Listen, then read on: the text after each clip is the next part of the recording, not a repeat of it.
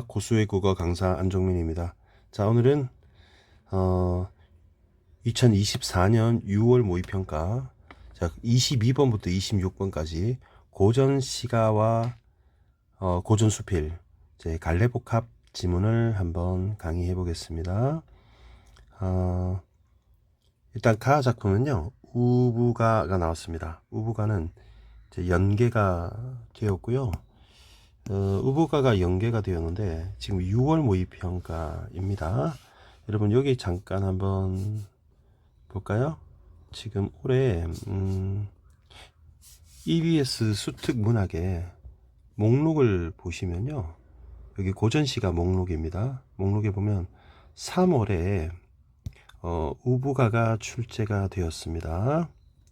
3월에 우부가가 출제가 되었는데요. 3월에 우알가가 출제됐습니다. 그 다음에 6월에 우부가가 출제되었죠. 그래서 선생님이 색연필로 36이라고 표시를 해 두었습니다. 자, 근데 수능과 9월에 뭐가 출제가 될까 좀 생각을 해보면 가사와 연시조가 많이 출제가 됩니다. 그래서 앞으로 여러분이 공부해야 될 작품은 봉상곡이 출제 가능성이 높아 보입니다. 그리고 농가 원령가 무시할 수 없을 것 같습니다. 뒤에 갈래복합 단원에서는 뭐 그렇게 어렵지는 않는데요. 세 작품이 눈에 띕니다. 하나는 훈계자손가, 좀 쉽고요. 쉽지만 그래도 무시할 수 없고 관서별곡, 관동별곡보다 이전에 있었던 작품이라고 합니다. 그리고 낙지가도 조금 봐둬야 되겠네요. 그 다음에 호하고 요 네 작품 정도 합쳐서 6작품이죠. 6작품을 주목해야 되지 않을까. 지금 수능 완성도 지금 발매가 되었는데요. 거기에 이제 관동별곡이 들어있으니까 그거까지 해서 여러분이 조금 9월하고 수능을 준비하면 어떨까 예상을 해 보겠습니다. 자, 그러면 연계가 되든 안 되든 여러 친구들한테 도움이 될 수 있게끔 나머지 파트를 강의를 한번 해 보겠습니다. 자, 먼저 보기를 봐야 되겠죠. 보기는 여러분 26번 보기입니다. 결국 외적 중거에 따른 평가 문제입니다. 그래서 여러분 이제 함부로 작품을 보면 안 되고요. 이 보기라고 하는 것에 근거하여 읽어야 하겠습니다. 자, 본문 한번 보겠습니다. 당면한 현실에 맞닥뜨린 현실에, 얼굴에 맞닥뜨린 현실에 대응하는 방식에 따라, 모습에 따라 삶에 대한 평가는 달라진다. 너무 당연한 말이죠. 그러니까 수동적으로 현실이 힘든데 우리 군사 독재 정권에 순응하는 사람이 있는 것이고, 또 대응하는 방식이 저항하는 사람이 있잖아요. 그 삶에 대한 평가가 달라지죠. 서울에 보면은 이렇게 타협하는 사람이 있고, 이태신 장군처럼 이렇게 저항하는 사람이 있잖아요. 그래서 그 사람에 대한 평가가 달라지겠죠. 그래서 요행은 이제 우연히 찾아온 행운, 이런 뜻입니다. 우연한 행운 정도입니다. 우연한 행운을 바라면서, 행복이 아니고 행운. 책임감 없는 삶을 사는 경우는 좀 부정적이고, 그 다음에 현실의 한계를 극복하면서 노력하는 사람은 긍정적으로 평가합니다. 그래서 이제 긍부정이 나왔습니다. 부정적, 긍정적. 그럼 여기 이제 대조적인 표현이 있는 것이죠. 그러면 가와 나에는 이렇게 요행을 바라면서 책임감 없는 그런 모습이, 인물이 있고, 그 다음에 현실적 한계를 극복하는, 노력하는 그런 사람이 있겠죠. 그러면 가인은 당대 규범에서 벗어나. 그러면 규범에서 벗어났으니까 안 좋겠네요. 세속적 욕망을 추구하니까 안 좋겠네요. 요행을 바라는, 그러면 부정적인 모습이 되겠죠. 그러면 경계를 하고, 나에서는 운명적 태도에서 벗어나. 삶의 주체, 그러면 여기서 벗어나서니까 주체로서 성실하게 해결하는 자세에 대한 권면이 이런 것이 나타나 있다. 이렇게 읽으면 되겠습니다. 그러면 가 작품을 먼저 한번 보겠습니다.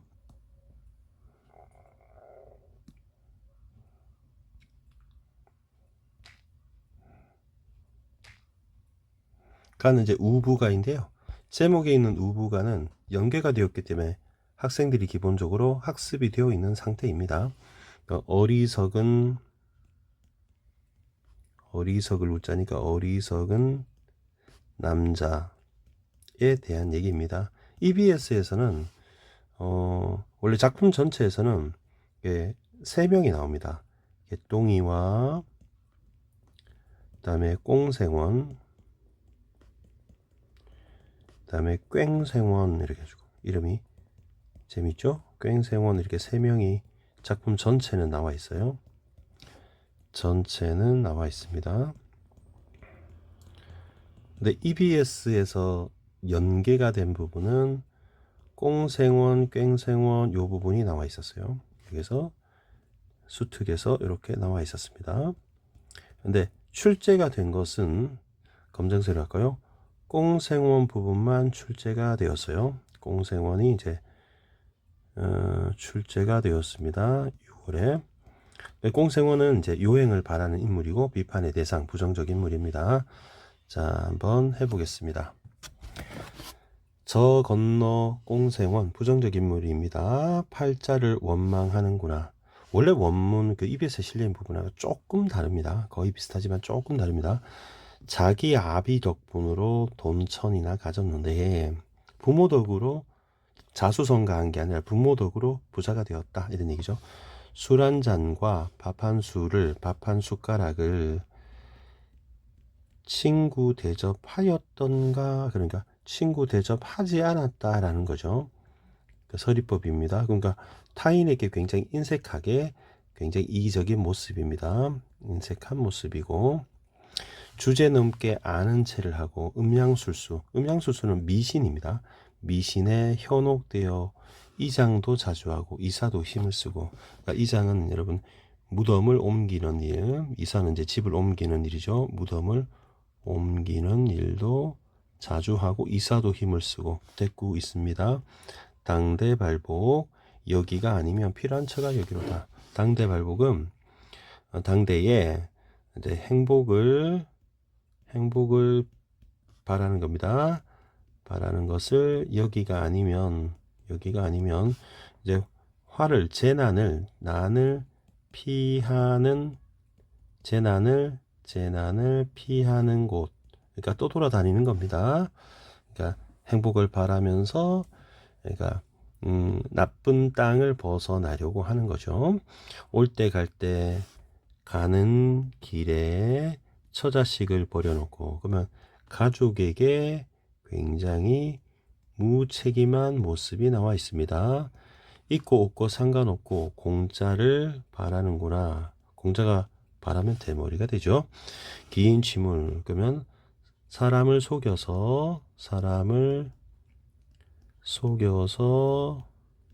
사물을 취함이란 뜻이에요. 그러니까 사기치는 거죠. 사기를 치려고 하니까 두 번째는 안 속고 공납. 그러면 공납은 공공의 것을 그죠? 공공의 이제 세금 납부한 돈을 함부로 쓰는 겁니다. 함부로 공금 횡령입니다. 일가 중에는 부자가 없고 뜬 재물을 경향은 서울과 시골 가림없이 출입 싸다닐 때에 재산가에 높은 벼슬아치 집에 벼슬아치가 이거 조금 눌러지니까 오른쪽으로 바꿀게요. 벼슬아치가 있는 곳에 청탁을 하다가 뇌물을 주는 거죠. 봉변당에 물러서며 남의 고을에 그러니까 돈을 긁어 모으는 일을 걸태질이라고 해요. 돈을 막 긁어 모으려다 이제 홍금 쉽게 말하면 이제 경찰에 쫓겨나는 건데요. 홍금 금지를 한다는 것이거든요. 그래서 내가 그냥 금지 이렇게 할까요? 금지. 결국 포도청, 그러니까 금지된 금지령에 이렇게 하면 좋겠네요. 쫓겨오기.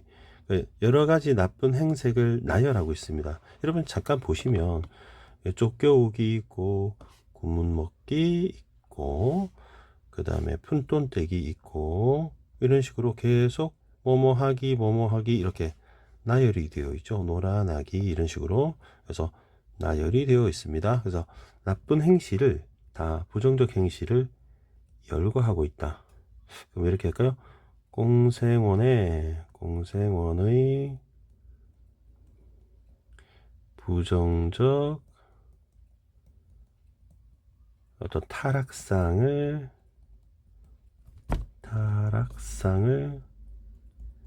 열거하고 있다. 그러니까 요게 이제 주제가 되는 것이죠.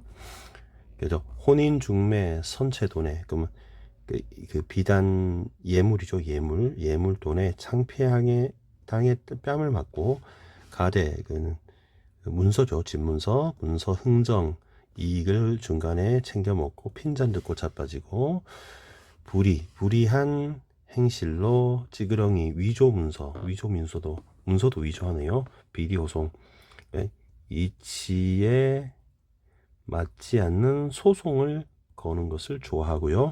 부자나 후려볼까 가머니슬 그러면 되게 달콤한 말이죠. 남을 유혹하는 달콤한 말로 유혹해 보려고 엄막 보막 은광 금광 이거는 전부 다 일확천금을 노리는 부분입니다. 금광을 캐서 로또 당첨되기를 바라는 거죠. 일확천금을 노린다. 큰 길가의 색주가는 여자를 두고 이제 술을 파는 곳입니다. 지금 따지면 뭐 유흥가 이런 거죠.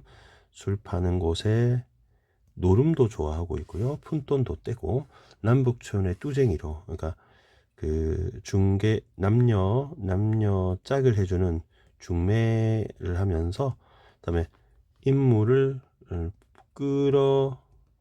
끌어들여 볼까 산진매 순진매 사냥질에 노련하기 이게 전부 다 매 종류고요. 매 종류입니다. 산진매 혼인 핑계로 어린 딸이 백냥짜리가 되었다. 그러면 어린 딸을 혼인 핑계로 팔아서 백냥을 받았다는 얘기니까 이것 역시 가족에게 굉장히 무책임한 모습입니다.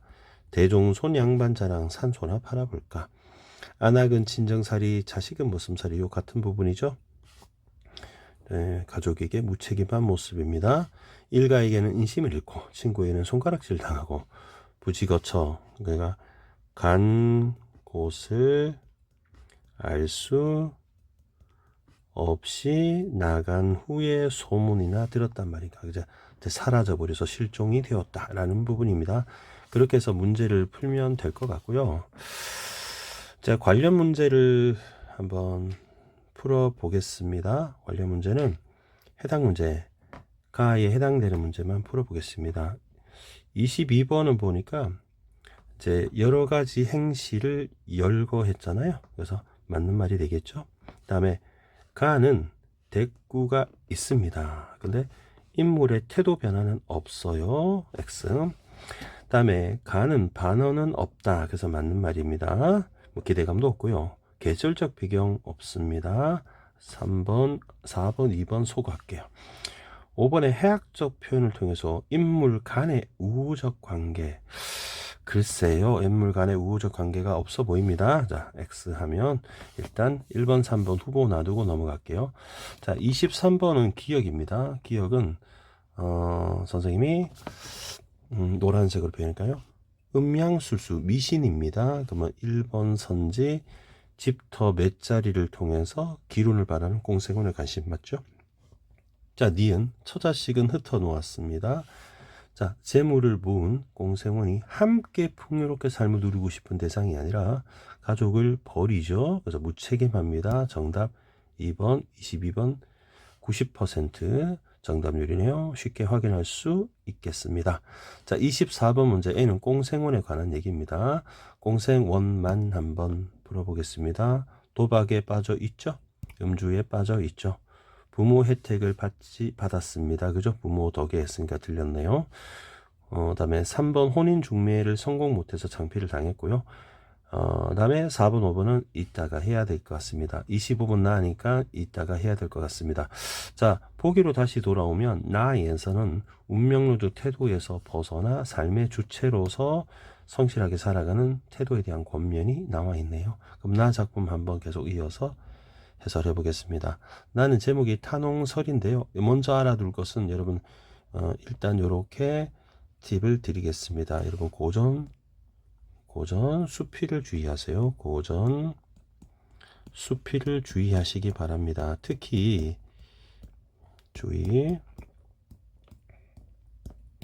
특히 여러분 그 설이라고 나오는 그러니까 땡땡설 이렇게 나오는 부분이나 뭐 땡땡땡기 이런 식으로 나오는 부분이 있어요. 이런 건 좀 특히 주의하시기 바랍니다. 여러분 설은 보통 2단 구성으로 되어 있어요. 2단 구성이다. 그래서 2단은 어떻게 구성하냐면 첫 번째는 구체적 사례를 제시합니다. 구체적 사례를 제시합니다. 그리고 난 다음에는 일반적 진리를 얘기해요. 일반적 어떤 주제, 일반적 진리를 깨달음 같은 걸 얘기합니다. 그래서 요 사이에는 유사하기 때문에 유추적 관계가 성립하게 돼요. 결국 작가가 하고 싶은 얘기는 뒷부분에 일반적 진리의 주제가 있겠지요. 자, 그러면 보겠습니다.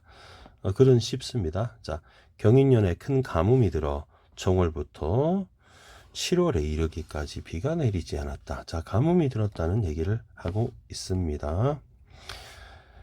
봄에는 논밭을 갈지 못했고 여름에는 김을 맬 수가 없어다. 가뭄이 들었으니까 들판에 있는 풀은 하나같이 누렇게 말랐고 곡식도 시들었다. 가뭄 때문에 부지런한 농부가 말하기를 부지런한 농부 있습니다. 한다는 말이 이렇게 얘기합니다. 김을 매도 죽을 것이요 김을 매지 않아도 죽을 것이다. 편안히 앉아 기다리는 것보다는 힘을 다해 곡식을 살리는 게 나을 것이다. 비가 내린다면 어찌 그동안 들인 노력이 모두 허사가 되겠는가 하면서 이 사람이 이제 긍정적인 인물이죠. 그러니까 주어진 운명을 벗어나 문제를 성실하게 해결하는 모습입니다. 그러므로 논밭은 갈라져서나 김매기를 그치지 아니고 싹은 시들었는데도 풀뽑기를 쉬지 아니하여 한 해가 다가도록 부지런히 일하면서 자신의 최선을 다했다. 최선을 다하는 농부입니다. 다음에 게으른 농부니까 부정적이죠. 한다는 말이 김을 매도 죽을 것이요 김을 매지 않아도 죽을 것이다. 그러면 운명론적 사고에 갇혀 있는 겁니다. 벗어나지 못했습니다. 바쁘게 일하면서 수고로운 것보다는 아무 일도 하지 않으면서 그냥 쉬는 게 나을 것이다. 비가 오지 않으면 이거 모두 무익하게 될 것이다 하면서 농부들을 비웃고 아녀자를 조롱합니다. 그리고 그냥 하늘을 기다리기만 합니다. 나는 일찍 가을거지부터 파산에 들판에 가보았다. 파산은 이제 지명인 것 같습니다. 그 다음에 그 밭의 절반은 황폐했고 절반은 곡식이 잘 가꾸어졌는데 여러분 이해되시죠? 황폐한 것은 가뭄 때문이지만 게으른 농부가 가꾼 방치한 밭이겠죠. 그 다음에 잘 가꾸어진 거는 부지런한 농부가 가꾼 밭일 겁니다. 절반은 성글게 달렸고 절반은 곡식이 성글게 달렸고 그러면 성근게 세모가 되는 것이고요. 그죠? 그 다음에 듬성듬성 빽빽하게 달렸다. 이렇게 되겠죠. 어떤 농부는 뻣뻣이 고개를 세우고 그러면 이렇게 세모가 되겠죠. 하늘을 보고 그 다음에 취해 잠도 이렇게 되는 것이죠. 마을 노인을 보면 확인이 됩니다. 그래서 이유를 물어봤어요. 왜 저러냐 그러니까 아이고 저 황폐하게 생긴 곡식은 목을 뻣뻣이 하늘을 우러러 무익하다고 김을 매지 않은 자 게으른 농부네요. 잘 가꾸어져 빽빽한 곡식은 술 취한 채 정성을 다해서 살린 거야. 부지런한 농부죠. 한때 편안함을 탐내었다가 굶주리게 되었고 그죠? 그다음에 괴로움을 참아서 배불리 지낼 수 있게 되었어 하고 이렇게 세모와 동그라미를 쭉 얘기합니다. 그리고 여러분 이 글이 2단 구성이라고 했지 않습니까? 그래서 여기서 갈라지는 겁니다. 여기서 아시겠습니까? 그래서 여기서는 농부 얘기가 아니라 다른 얘기로 확장이 일어나는 겁니다. 확장, extend 일어나게 됩니다. 그래서 한다는 말 여기서 잘 봐야 됩니다. 아, 열심히 일하여 얻고 편안히 놀다가 잃는 것은 유독 단지 농사 일만은 아닐 것이다 라고 해서 여기 만이라고 하는 보조사를 쓰고 있잖아요. 그러면 확장하는 겁니다. 확장하게 되는 겁니다.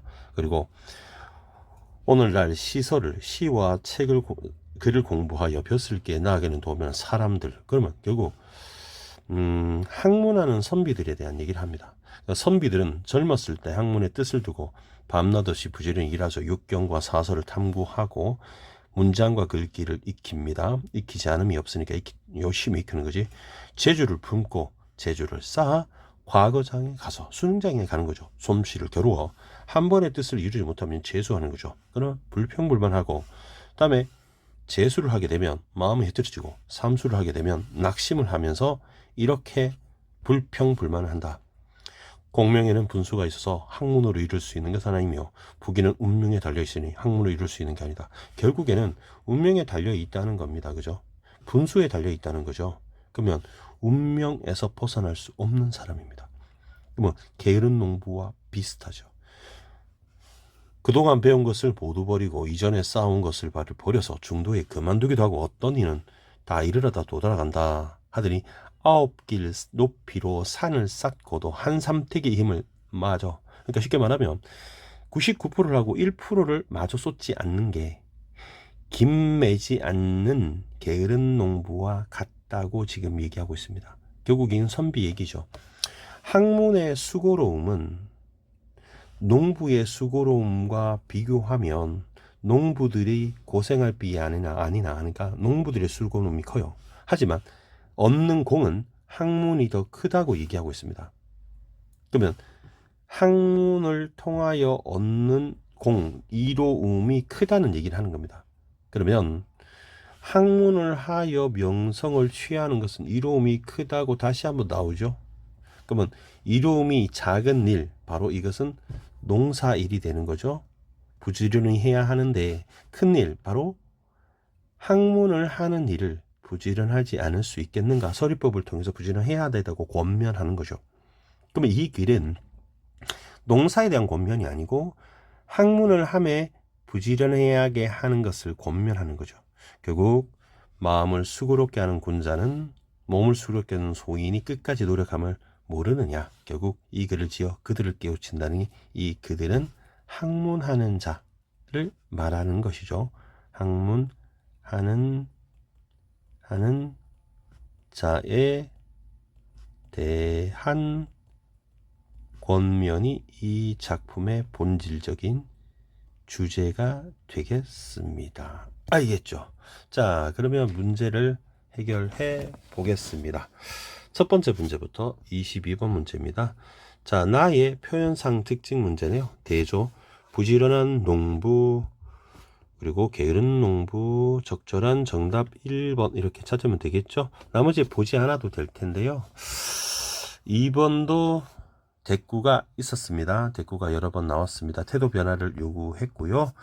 그렇기 때문에 나와 달리 하면 안 되겠습니다. 3번은 반어는 없습니다. 4번은 계절적 배경을 통해 향토적 분위기가 가을에 뭐 이런 얘기가 있으니 누렇게 이렇게 여름에는 이렇게 있으니까 이거는 맞다고 볼 수 있겠지만 가가 틀렸죠. 그 다음에 4번은 해학적 뭐 아닙니다. 그죠? 23번을 해결했고요. 24번 가겠습니다. B는 게으른 농부입니다. 게으른 농부는 운명을 얘기하면서 그냥 사람들을 조롱하고 있었죠.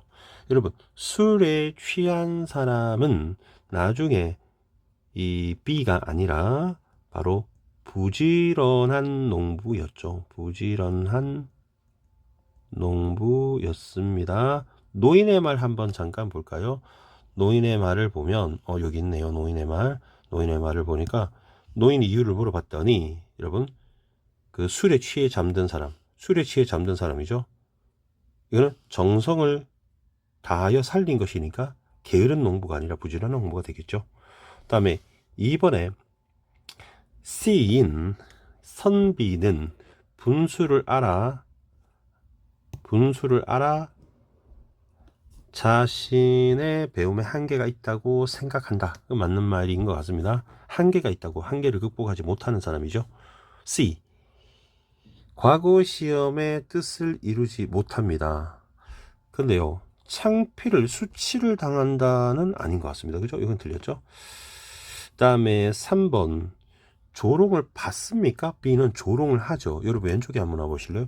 이렇게 쉬는 게 나을 것이다 라고 하면서 비웃고 조롱하는 사람들이, 일하는 사람들을 비웃는 사람이 게으른 농부잖아요. 조롱을 받는 게 아니라 조롱을 하고가 되겠죠. 그래서 틀렸습니다. 자, 다 틀렸네요.